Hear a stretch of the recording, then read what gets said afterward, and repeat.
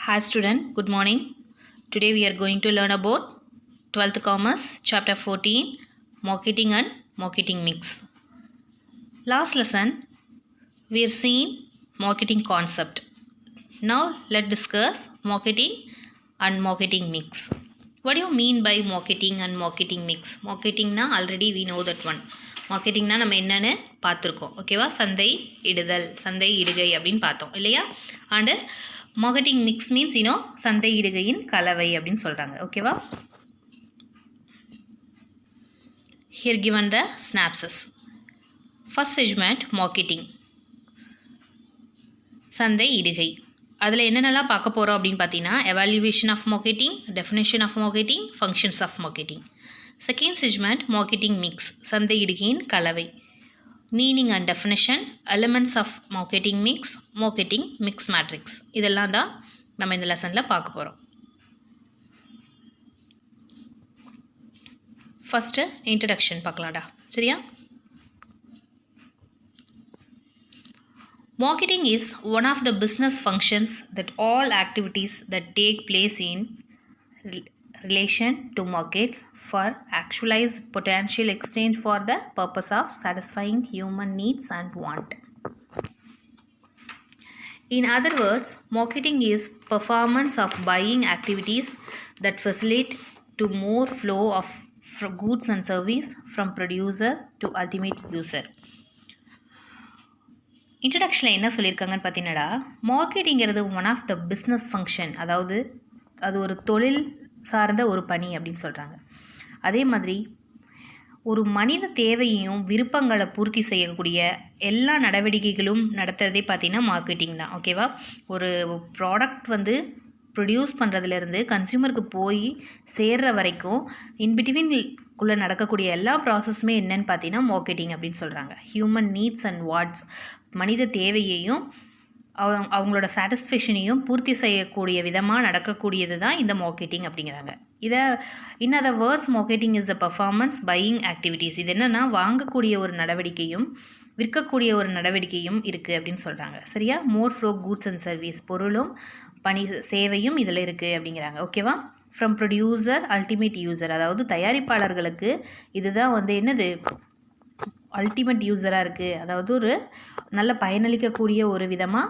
தயாரிப்பாளர்களுக்கு என்ன இருக்குதுன்னு பார்த்தீங்கன்னா மார்க்கெட்டிங் அப்படிங்கிறாங்க ஓகேவா selling is basically concerned with the putting the goods into the hands of a buyers for a price but marketing is much wider than selling அதாவது என்ன சொல்கிறாங்கன்னு பார்த்தீங்கன்னா சேல்ஸை விட மச் வைடர் தென் என்ன சொல்கிறாங்க marketing is much wider the செல்லிங்கை விட ரொம்ப பெரிய ஒரு தளம் தான் மார்க்கெட்டிங் அப்படின்னு சொல்கிறாங்க the development of marketing is evolutionary rather than revolutionary அதாவது ஒரு மேம்பாடும் ஒரு புரட்சியும் ஏற்படுத்து தான் மார்க்கெட்டிங் அப்படிங்கிறாங்க there is no single answer இதுக்கு ஒரு வார்த்தையில் இதுக்கு ஆன்சர் சொல்ல முடியாது இது நிறையா சொல்லலாம் அப்படின்னு சொல்கிறாங்க சரியா to question of what is market அப்படின்னா அதுக்கு நிறையா விதத்தில் ஆன்சர் சொல்லலாம் ஒரு சிங்கிள் வேர்டில் அதை சொல்லி முடிக்க முடியாது அப்படிங்கிறாங்க to understand it may be explain in brief இதை எப்படியும் ப்ரீஃபாக நிறையா பேர் கொடுத்துருக்காங்க ஓகேவா இதோட விளக்கம் நிறையா கொடுத்துருக்காங்க marketing is what a marketer டஸ்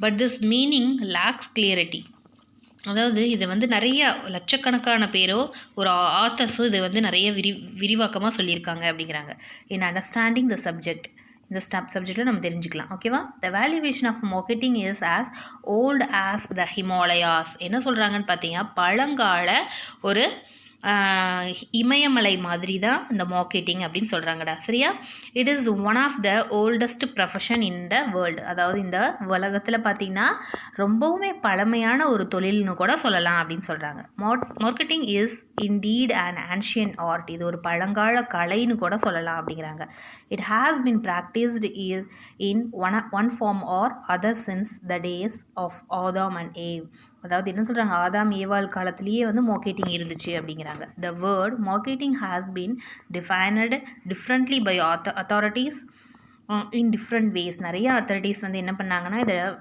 பல வழியில் வந்து இதை சொல்லணும்னு நினச்சாங்களாமா. The traditional objectives of marketing had been to make the goods available at place where they are needed. ஒரு goods வந்து எங்கே வந்து கிடைக்கும், யாருக்கு கிடைக்கணும், யாருக்கு தேவைப்படுது, இதெல்லாமே தெரிஞ்சுக்கிட்டு மார்க்கெட்டிங் பண்ண ஆரம்பித்தாங்களாம். ஓகேவா. This idea was later on changed by shifting. இதை காலம் போக போக ஐடியா வந்து மாற்றிட்டே இருந்தாங்களாம். ஃபார் எக்ஸாம்பிள் பார்த்தீங்கன்னா exchange to satisfaction of human want. அதாவது பொருட்களை பரிமாணம் செய்கிறது அவங்களோட திருப்திக்காகவும் அவங்களோட தேவைக்காகவும் இருந்துச்சா.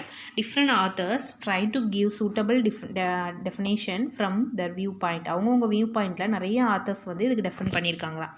Some are very broad. நிறைய பேர் ஒரு பெரிய விளக்கமே கொடுத்துருக்காங்க அப்படிங்கிறாங்க. அதர்ஸ் வர் ரேதர் டூ நேரோ.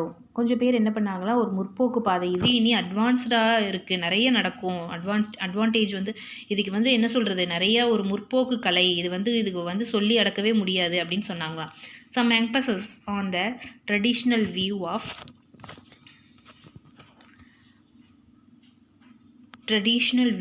view of producing goods and finding out customers. Others emphasis on the modern view that marketing must first find out watch customers. அதாவது ஃபஸ்ட்டு மார்க்கெட்டிங்னா முதல்ல என்ன பண்ணாங்கன்னா கஸ்டமர்ஸை வந்து ஃபைண்ட் பண்ணாங்களாம். Want and the plan of product. அவங்களுக்கு என்ன பொருள் தேவைப்படுது, எப்படி வந்து நம்ம ப்ராடக்டை ப்ரொடியூஸ் பண்ணணும்னு பிளான் பண்ணாங்களாம். To satisfy the want. அவங்களோட தேவை வந்து எது கிடைச்சா அவங்க சாட்டிஸ்ஃபை ஆவாங்க அப்படிங்கிற மாதிரி முதல் என்ன பண்ணாங்க, ஃபைண்ட் பண்ணாங்க. ஓகேவா. As any other subject it has its own origin. இது வந்து சொந்தமாகவே தோன்றுச்சு. அதாவது என்ன சொல்கிறாங்க, ஒரு தோற்றத்துக்கு காரணமாகவும் க்ரோத்தாகவும் வளர்ச்சியும் மேம்பாட்டுக்காகவும் இது எப்படி இருந்ததாம்மா, இந்த மார்க்கெட்டிங் வந்து ரொம்ப ஹெல்ப்ஃபுல்லாக இருந்துச்சு அப்படின்னு சொல்கிறாங்க. ஓகேவா. This is a introduction. ஓகேவா.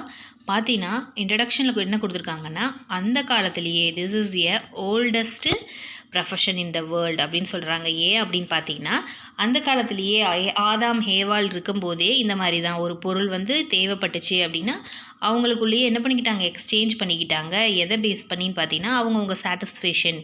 இப்போ உனக்கு தேவைப்படுது, இப்போ ஒருத்தருக்கு வாண்டட், அவனுக்கு வந்து ஒரு ரைஸ் வாண்டட் அப்படி ஏதாவது ஒரு ஆப்பிள் வாண்டட், என்ன பண்ணுறா, ஒருத்தருக்கு ஆப்பிள் தேவைப்படுது, இவன்கிட்ட வந்து ஒரு மேங்கோ இருக்குது அப்படின்னா அவன் எக்ஸ்சேஞ்ச் பண்ணிக்கிறாங்க. உனக்கு இது ரொம்ப பிடிச்சிருக்கா அப்படிங்கிற மாதிரி அவங்க என்ன பண்ணிக்கிறாங்க, அவங்கள ஃபீல் பண்ணி அப்படியே எக்ஸ்சேஞ்ச் பண்ணிக்கிறது. அந்த காலத்துலேயே ஆதாம் ஏவாள் காலங்கள்லேயே என்ன பண்ணாங்க, ஒருத்தருக்கு ஒருத்தர் பரிமாற்றம் செஞ்சு கொட்டாங்க. எதுக்காகன்னு பார்த்தீங்கன்னா, எக்ஸ்சேஞ்ச் பண்ணிக்கிட்டு அவங்களோட சாட்டிஸ்ஃபேக்ஷன் பூர்த்தி செஞ்சு அவங்களோட மன திருப்தியை பூர்த்தி செய்வதற்காக அவங்க என்ன பண்ணிக்கிட்டாங்கன்னா மார்க்கெட்டிங் பண்ணிக்கிட்டாங்க. ஒருத்தர்கிட்ட இருக்கிற பொருளை இன்னொருத்தருக்கு என்ன பண்ணாங்க, மாற்றிக்கிட்டாங்க அப்படின்னு சொல்கிறாங்க. சரியா. ஆஃப்டர் கம்மிங் மணி, அதாவது பணம் வந்ததுக்கப்புறம் தான் அந்த விலை கொடுத்து ஒரு பொருளுக்கு தகுந்த மாதிரி மாற்றிக்கிட்டாங்களாம். ஓகேவா. This is a introduction. கஸ்டமரோட சாட்டிஸ்ஃபேக்ஷனுக்கு தகுந்த மாதிரி பொருளை மாற்றிக்கிட்டாங்க அப்படின்னு சொல்கிறாங்க. Second one evaluation. எவாலுவேஷன்னா இந்த மார்க்கெட்டிங்கோட எவாலுவேஷன் பார்க்க போகிறோம். அதாவது எவாலுவேட்னா மதிப்பிடுதல், எப்படியெல்லாம் இருந்துச்சு அப்படின்னு பார்க்கலாம். ஓகேவா. மார்க்கெட்டிங்லாம் எப்படி வளர்ந்தது அப்படின்னு பார்த்தீங்கன்னா, first one barter system. Last இயர்லேயே நம்ம 11th ஸ்டாண்டர்டில் பார்ட்டர் சிஸ்டம் படிச்சிருப்போம். What you mean by barter system? பண்ட மாற்று முறை அப்படின்னு சொல்கிறோம். ஓகேவா.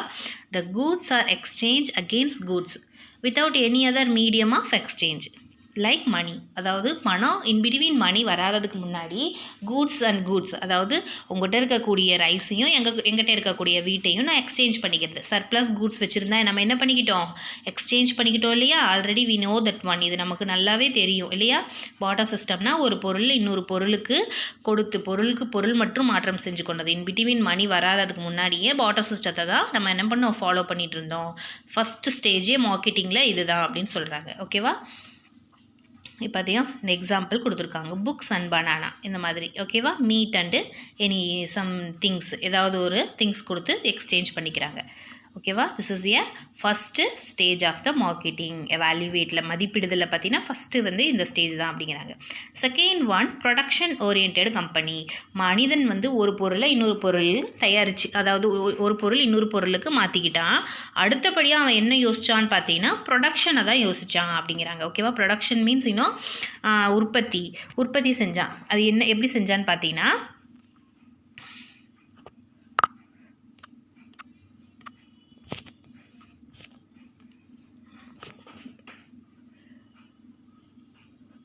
Production orientation. This was a stage where producers, instead of being concerned with the consumer preference, concerned on the mass production of goods for purpose of profit, they care very little about the customers அப்படின்னு சொல்லியிருக்காங்க. That means nothing but என்ன பண்ணியிருக்கான், first வந்து பொருளுக்கு பொருள் மாற்றிக்கிட்டான். அதுக்கப்புறம் அவன் என்ன பண்ணான் அப்படின்னு பார்த்தீங்கன்னா, இன்பிட்வீன் மணி வந்ததுக்கப்புறம் அவனுக்கு ப்ரொடக்ஷன் தான் கொடுக்கணும்னு தோணுச்சான். கஸ்டமர்ஸ் இருக்காங்கன்னு தெரியும், ஆனால் அவனோட சாட்டிஸ்ஃபேக்ஷனுக்காக பொருளை தயாரிக்கலை. நிறைய உற்பத்தி செஞ்சு பொருளை விற்கணுங்கிற ஒரு மனப்பான்மையோட மட்டுமே வந்து என்ன பண்ணானாமா, பொருளை தயாரித்தானாமா. சரியா, நிறையா தயாரித்து சேல்ஸ் நிறைய பண்ணணும். எதுக்காகனா ப்ராஃபிட் ஏர்ன் பண்ணுறதுக்காக அப்படின்னு சொல்லி தான் இந்த selling became the dominate factor. அதாவது என்ன சொல்கிறாங்க, சேல்ஸ் ப்ரொடக்ஷன் ஓரியன்ட் மட்டும்தான் அப்படின்னு சொல்கிறாங்க. சரியா, பர்பஸ் என்ன பர்பஸ்ன்னு பார்த்தீங்கன்னா, அவன் ப்ராஃபிட் ஏர்ன் பண்ணணும். அவன் வந்து என்ன பண்ணிக்கிட்டான், very little about the customers அவன் கேர் பண்ணிக்கவே இல்லை. கொஞ்சமாக மட்டும் கஸ்டமர்ஸ் வாங்கினா மட்டும் போதும். அவனோட சாட்டிஸ்ஃபைட் என்ன, அவனோட வாண்டட் என்ன, அவனோட திங்கிங் என்ன, அதெல்லாம் அவன் மெயின் பண்ணிக்கவே இல்லை. அவன் சிம்பிளி அவன் என்ன பண்ணிட்டான், ப்ரொடக்ஷன் மட்டும் கொடுத்து சேல் பண்ணணுங்கிற தாட்டில், அவன் ப்ராஃபிட் ஏர்ன் பண்ணணுங்கிற தாட்டில் தயாரிச்சானாமா. This is a second stage. ஓகேவா, ஃபஸ்ட் ஸ்டேஜ் வந்து பொருள் மாற்றிக்கிட்டாங்க.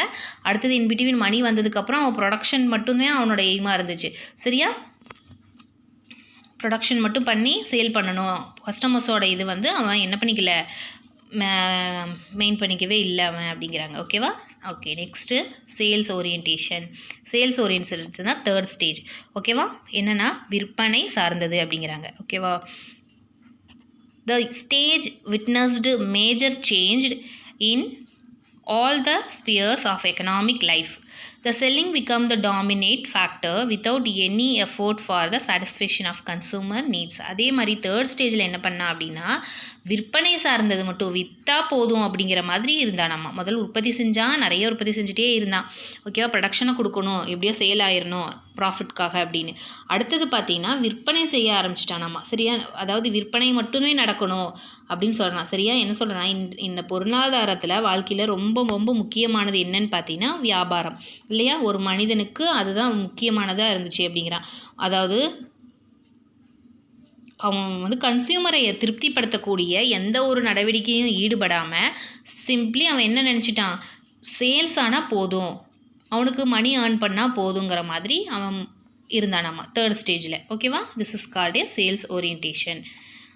ஃபோர்த் ஒன் மார்க்கெட்டிங் ஓரியன்டேஷன்னா சந்தையிடுகை சார்ந்தது அப்படிங்கிறாங்க. ஓகேவா, அதில் என்ன கொடுத்துருக்காங்க பார்த்தீங்கன்னா, கஸ்டமர்ஸ் இம்பார்ட்டன்ஸ் வாஸ் ரியலைஸ்டு. கஸ்டமரோட இம்பார்ட்டன்ஸ் முக்கியத்துவமெல்லாம் நல்லாவே தெரிஞ்சிருந்தது. But only as a means disposing of goods produced.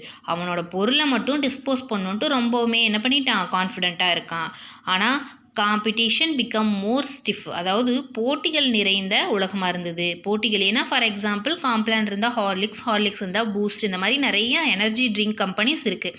ஒவ்வொரு கம்பெனிக்கும் என்ன இருக்குன்னு பார்த்தீங்கன்னா காம்படிஷன் நிறையா இருக்கும். ஏன்னா நான் அதை பார்த்தீங்கன்னா இப்போது ஹார்லிக்ஸ் வந்து நிறைய பேர் லைக் பண்ணி சாப்பிடுவோம். பார்த்தீங்கன்னா somebody's like boost, somebody's like Complan, இந்த மாதிரி நிறையா இருக்குது இல்லையா. இந்த மாதிரி இருக்கும்போது எது வந்து ஹைஃபையாக போகுது, ஹார்லிக்ஸா, அதர்வைஸ் பூஸ்டா, காம்ப்ளானா, போன்விட்டாவா, இந்த மாதிரி நிறையா இருக்கும்போது ஹார்லிக்ஸ் வந்து ஃபஸ்ட் ஸ்டேஜில் இருக்கும். காம்ப்ளான் வந்து இப்போ கொஞ்சம் கம்மியாயிருச்சு இல்லையா. அந்த மாதிரி என்ன ஆகும்னு பார்த்தீங்கன்னா காம்படிஷன் அதிகமாக இருக்கிறனால அவன் என்ன பண்ணுவான் அப்படின்னு பார்த்தீங்கன்னா திங்க் பண்ணுவானா, அவனோட ப்ரொடியூசிங் கூட்ஸை டிஸ்போஸ் பண்ணணுன்னு தான் மெயினாக திங்க் பண்ணானாமா. அது எதனாலெல்லாம் பண்ணலாம் அப்படின்னா அட்வர்டைஸிங், பொய்யான ஒரு விளம்பரம் கூட கொடுக்கலாம். அதை என்ன பண்ணுவான், ஐயோ விளம்பரம் நல்ல ஒரு அட்ராக்டிவான விளம்பரம் கொடுத்து, இதை மார்க்கெட்டிங் ஆடுக்கு தான், ஆடெல்லாம் கொடுக்குறோம் இல்லையா, மார்க்கெட்டிங் பண்ணுறது, விளம்பரம் பண்ணி அவனோட பொருளை அவன் என்ன பண்ணிக்குவான், டிஸ்போஸ் பண்ணிக்குவான் அப்படிங்கிறாங்க. ஓகேவா, personal selling, large scale sales, இந்த மாதிரி என்ன பண்ணுவான், டூல்ஸ் எல்லாம் அவன் பூஸ்டப் பண்ணி சேல் பண்ணிக்குவான் அப்படிங்கிறாங்க. This is called A marketing orientation. Next customer orientation, otherwise consumer orientation. That means under this stage only such product are brought forward to markets which are capable satisfying taste, preference and expectation of the consumer satisfaction.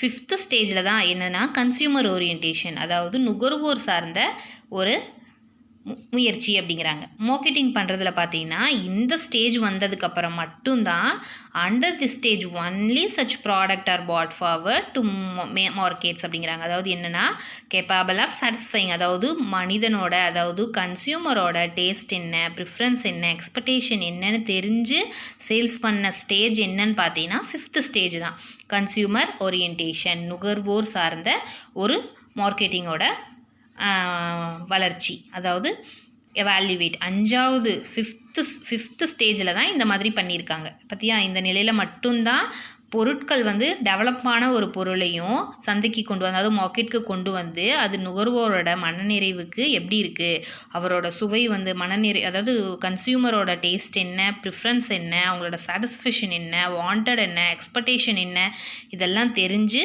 முக்கியத்துவம் அளிக்கப்பட்டுச்சான். ஓகேவா, 5th stage. This is called consumer orientation.